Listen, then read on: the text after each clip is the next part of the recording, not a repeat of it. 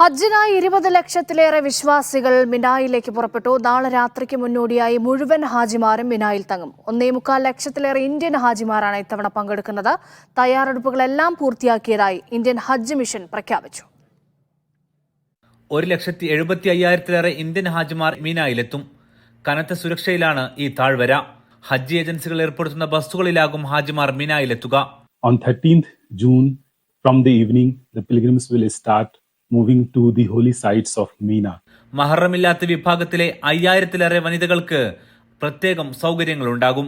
മീനയിലേക്ക് പോകാൻ ഒരു പേടിയില്ല. അല്ലാഹനെ ഏൽപ്പിച്ച് വരുന്ന എന്താണോ വരുന്നത് അത് സ്വീകരിക്കാൻ ഞങ്ങൾ തയ്യാറാണ്. അറഫ കഴിഞ്ഞാൽ ഹാജിമാർ സ്വന്തം നിലക്കാകും കർമ്മങ്ങൾ പൂർത്തിയാക്കാൻ കഅബക്കരികിലേക്ക് പോവുക.